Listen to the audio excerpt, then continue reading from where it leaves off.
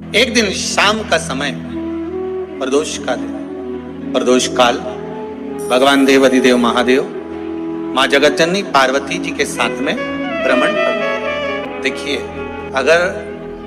प्रदोष का व्रत नहीं कर सकते, प्रदोष के दिन आप व्रत नहीं कर सकते, मान लो आपसे भूखा नहीं रहा जाए, प्रदोष का व्रत नहीं कर सकते,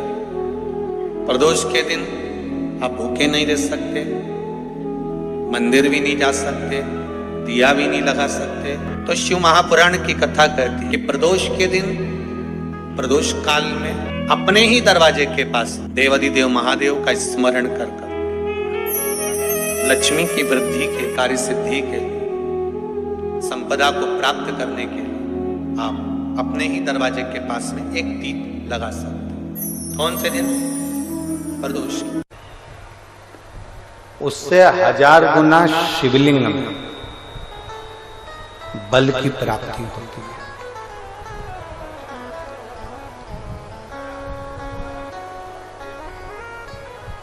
प्रदोष के दिन यदि आपको कहीं से शमी पत्र मिल जाए, प्रदोष के दिन यदि कहीं से आपको शमी पत्र मिल जाए और प्रदोष काल में, प्रदोष का जो समय होता है, शाम का जो समय होता है प्रदोष काल, 4 प्रदोष 5 प्रदोष आप कर देखिएगा कि आपका कोई काम है, कोई नौकरी के लिए आप अप्लाई कर रहे हैं, कोई समस्या बड़ी विकट आ गई है, कोई तकलीफ, बड़ा गला पकड़ रहा है बेटा, कोई तकलीफ विकट आ गई है, कोई समस्या विकट आ गई है, प्रदोष के प्रदोष काल में अगर एक शमी पत्र भी आप घर के शिवलिंग को, अब ये करने के लिए आपको मंदिर पे शिवलिंग नहीं जाना, अपने घर में जो शिवलिंग, चाहे वो स्फटिक का हो, पारद का हो, कंकर शंकर का हो, लकड़ी का हो, जो शिवलिंग तुम्हारे घर में, कांच का हो, चाहे वो नर्मदा के कंकर का हो, नर्मदेश्वर हो, पाषाण का हो, जो शिवलिंग, चांदी का हो, सोने का हो, तांबे का हो, पीतल का हो, जो शिवलिंग तुम्हारे,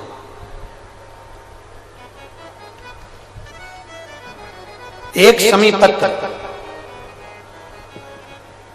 यदि आप भगवान शंकर के शिवलिंग पर समर्पित कर रहे हो और उस शमी पत्र को उठाकर रात्रि को 9:15 की जो एक मुहूर्त होता है, एक समय होता है, जिस समय पर हम अपने मन की बात भगवान शंकर को कहते हैं, पूर्व में भी इसका वर्णन हम कर चुके हैं कथाओं में, उस 9:15 पर वो शमी पत्र को उठाकर एक कागज में, एक कटोरी में उसको रखते थे। 4 या 5 प्रदोष के उस शमी पत्र को अपने पास में रखिए और जिस कार्य के लिए जा रहे हो उसको जेब में ऊपर के भाग में उसको रखकर लेकर जाइए, आपका वो कार्य सफल होकर ही रहेगा, वो रुक नहीं सकता। उस शमी पत्र में इतना बल होता है, प्रदोष का जो शमी पत्र होता है वो बड़ा बलवान होता है, बड़ा एक पत्र है। 2 चीजें बड़ा स्मरण में रखिएगा। एक, बैसाख महीने में मट्टी के पात्र का जल,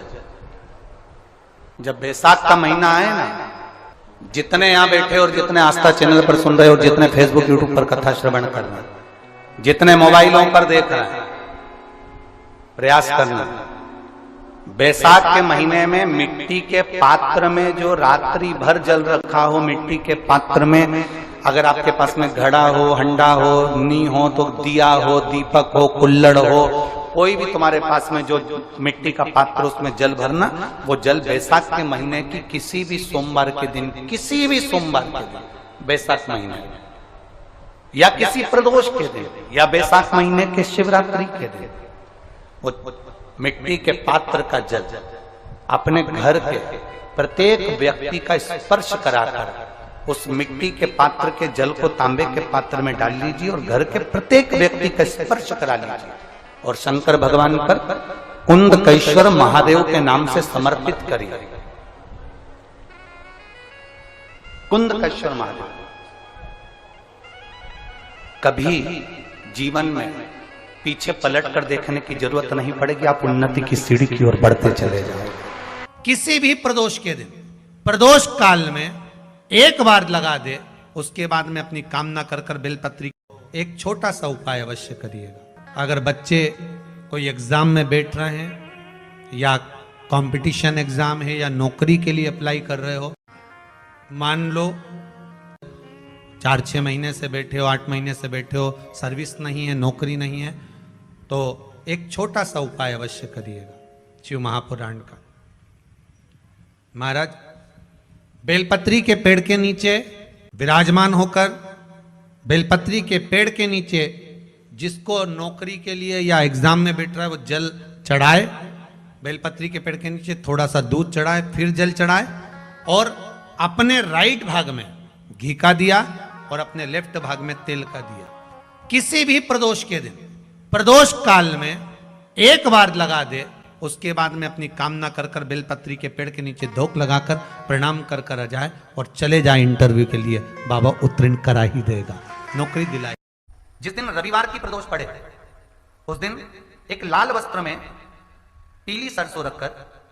और उसके अंतर्गत कुछ भी एक, या तो बमूल का कांटा ना मिले तो गुलाब का कांटा ही उसके अंतर्गत रख लीजिए। और मान लो कोई काम ऐसा है कि उसमें पैसा तुम्हारा आ ही नहीं रहा, बहुत घाटे पर घाटा जा रहा है, नुकसान बहुत हो रहा है और कोई काम हो ही नहीं रहा, तो महाराज जिस दिन रविवार की प्रदोष पड़े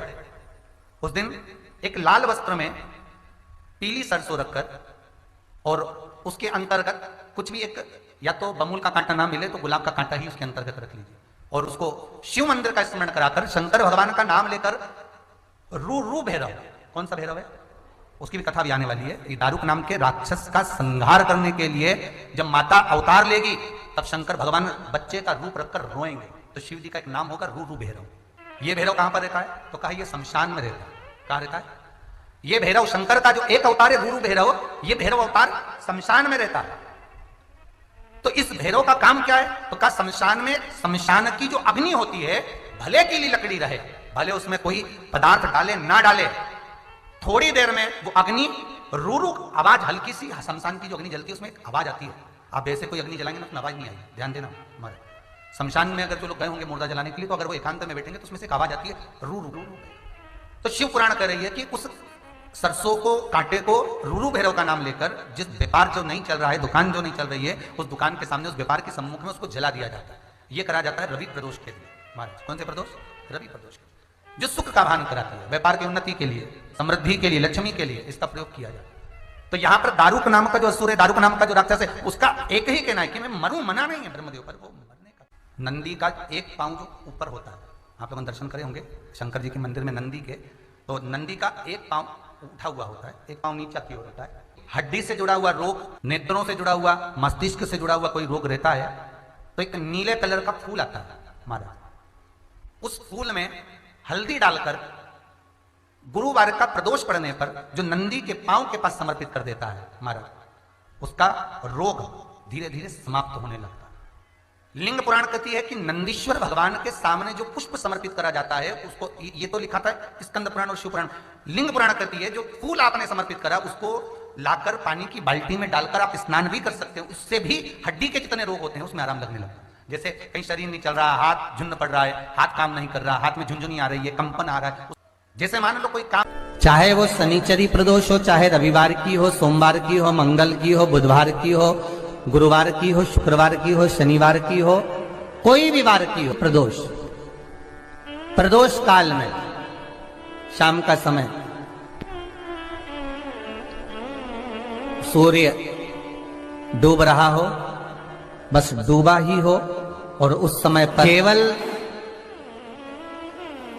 3 दिन ऐसे रहेंगे, 3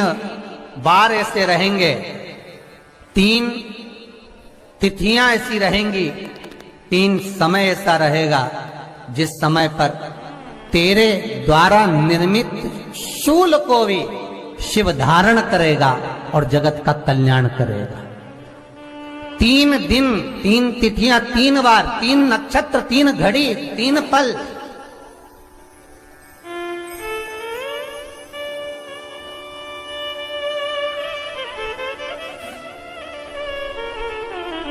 जिसमें बाबा शूल भी धारण करते हैं, और शूल अकेले धारण नहीं करते महाराज।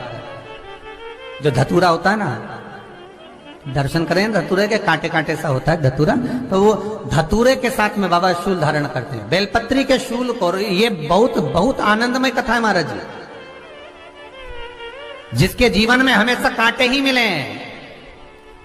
बेटी बड़ी हुई तो घर में मायके में दुख देखा, और मायके से गई ससुराल में तो ससुराल में दुख देखा। ससुराल में भी दुख देखने के बाद में भी पति को बहुत कुछ काम खुलवाया, बहुत धंधे खुलवाए, नौकरी लगवाई, पर वो पति बार बार छोड़ कर आ गया, बार बार तकलीफ भोग रहा है, बार बार कष्ट भोग रहा है। फिर थोड़े दिन काम करता है, थोड़े दिन छूट जाता है, फिर व्यापार में बढ़ता है, फिर छूट जाता है, फिर कोई दुकान खुलवाई, थोड़े दिन अच्छी चली, फिर वापस वहीं घर पर आकर बैठ गया। अर्थात उसके जीवन में वो शूलता चल रही है। तो बाबा देवाधिदेव महादेव कहते हैं, ये 3 घड़ी, 3 पल, 3 नक्षत्र, 3 समय, 3 दिन में जो शूल मुझे समर्पित करता है, उसके जीवन से मैं शूल हटा देता हूं। वो 3 दिन लिखे स्कंद पुराण।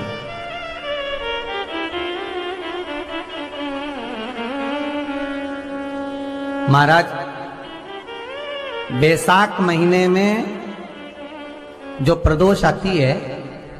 बैसाख के महीने में बहुत ध्यान से सुनना भाई, जो अपनी जिंदगी से बहुत तंग आ गए हो, परेशान हो गए हो, कष्टमय जीवन जी रहे हो, बहुत दुखी हो गए हो, उनके लिए ये स्कंद पुराण का चरित्र फिर मिले ना मिले, आप प्रेम से सुन लो भाव से। पहला, बैसाख महीने की प्रदोष,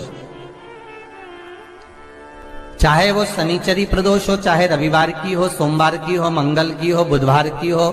गुरुवार की हो, शुक्रवार की हो, शनिवार की हो, कोई भी वार की हो, पर बैसाख महीने की प्रदोष,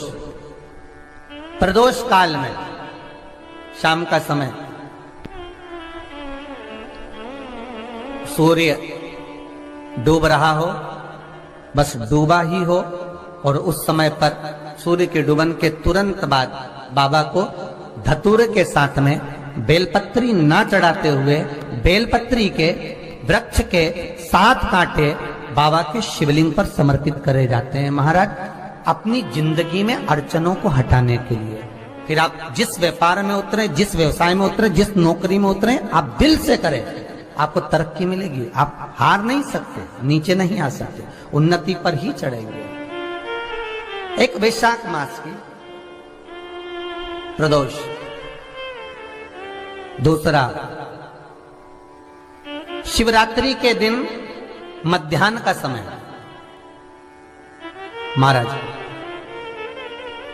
जो बड़ी शिवरात्रि होती है माघ की, बड़ी शिवरात्रि के अंतर्गत मध्याह्न का समय, दोपहर के ठीक 12 बजे, चाहे फिर वो कोई भी दिन हो महाराज, शिवरात्रि जिस दिन पड़ रही हो,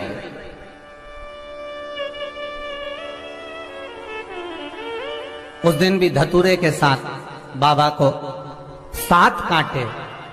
बेलपत्री के वृक्ष के समर्पित होते हैं महाराज। इसमें आप ये वाले जो कांटे हैं, जो शिवरात्रि के दोपहर 12 बजे वाले हैं, अगर कोई मदिरा पीने वाला हो, व्यसन में डूबने वाला हो, कोई जुआ खेलने वाला हो, कोई गलत वैश्यावृत्ति करने वाला, या अपने मार्ग से विचलित कोई व्यक्ति है, उसके लिए भी ये कांटे बहुत काम आते हैं महाराज। दूसरा, पार्वती, तेरे द्वारा तेरे नयन अश्रु से जो प्रगटा हुआ बेल का वृक्ष है, द्वितीय शूल मैं वहां धारण करता हूं, तृतीय शूल, तीसरा शूल जो वर्णन करा गया महाराज। भगवान श्रावण के महीने में, श्रावण के महीने में जो भी दूसरा सोमवार पड़े, जो भी पड़े, श्रावण के महीने का दूसरा सोमवार, आप सबको पहले भी श्रावण के महीने में जो कथा कही उसका व्याख्यान वर्णन करा कि श्रावण का महीने का महत्व क्या है, वो भी आपको ऑनलाइन कथा में आप लोग सुन चुके हैं, लाइव कथा में श्रावण का पूरा महत्व बताया था कि श्रावण के महीने में शंकर भगवान को पूरा लेखा जोखा का भार प्रदान किया गया था। दूसरा सोमवार,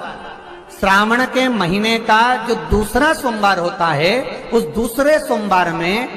रात्रि के समय पर, अर्थात शास्त्र अब घड़ी और पल का स्मरण करेंगे तो रात्रि के बजेंगे 10 से 12 बजे महाराज, 10 से 12 के बीच में धतूरे के साथ बाबा को शूल समर्पित होता है महाराज। ये भी हमारी बाधाओं को, हमारी तकलीफों को, व्यापार व्यवसाय के लिए, नौकरी सर्विस के लिए, बहुत सारे एग्जाम में आप बैठ लिए, गवर्नमेंट एग्जाम के लिए बैठ लिए, नहीं हो रहा, ये 3 बार मेरे शंकर को बेलपत्री के वृक्ष के शूल समर्पित होते हैं, उसका आनंद पाना। मेरी जीजियों, 2 चीजें बड़ा स्मरण में रखिएगा। एक बैसाख महीने में मट्टी के पात्र का जल, अभी अभी क्या चल रहा है, फागुन, अभी क्या चल रहा है, फागुन। जब बैसाख का महीना आए ना,